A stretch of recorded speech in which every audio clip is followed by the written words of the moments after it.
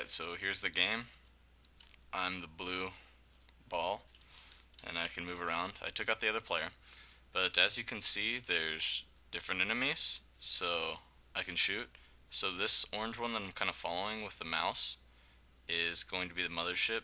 These aren't permanent graphics, I just made some things, just whipped them up really quick.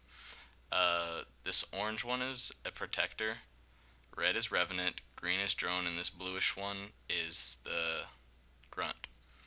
Over here you can see that I have a health bar, and I'm actually going to show you, so to watch it as I take bullets. Goes down a little bit. And when I hit an enemy like this, goes down a lot, see, and I have very little health now.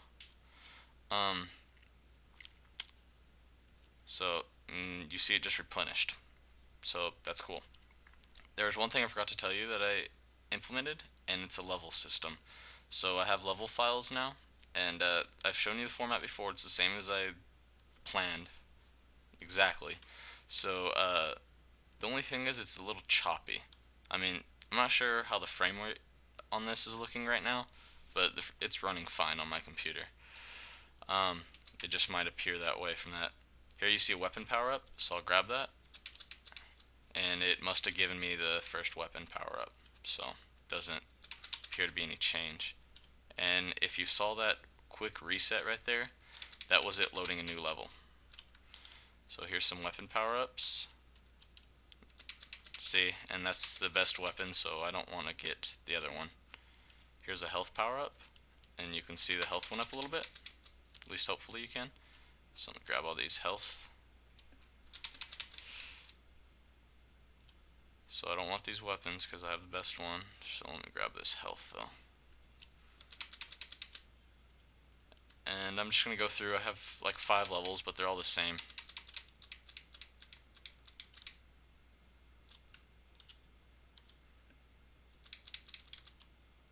Okay, so I just got through all the levels, and now you're thinking, why is like only half of it showing up?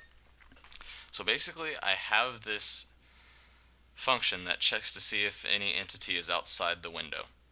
And if it is outside the window, it pushes it into the window. This way, things aren't going off screen, and I know things aren't happening off screen.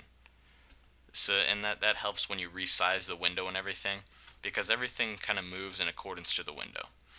I mean, I can drag this out, but you won't be able to see it. But to a certain extent, it's going to a certain extent, you'll be able to drag it out, but then the image won't be big enough at some point. But anyways, the reason it's not being pushed in is because when there's no enemies left, it tries to load the next level. If there is no next level, then it should go to another state, which would be like an end-game state, or like congratulations, whatever you want. But since I don't have that right now, because I'm not really worrying about it, it just resets the player halfway into the screen and then all the way at the bottom. Now, since my entities are all, their position is their center, when I place it all the way at the bottom of the screen, half of it's under this screen. I didn't really worry about that because it'll push it back into the screen, but I'm not going to try to fix that and do like the little math just to move it up that little bit, because right now it won't even let me move because it's constantly resetting me back there because there's no enemies. I took out the key press to add an enemy, and I also took out the key press to change the what is it called? Oh yeah, to change your weapon level. So I'm gonna close this, and I guess I'll show you the level files real quick. So see, I have a resources, and levels folder. So in levels, I have 5 levels right here. So let's edit this. And as you can hopefully see, I have background, and that's just the file. You don't have to put the extension because it loops through and finds it all. E count is how many enemies there are.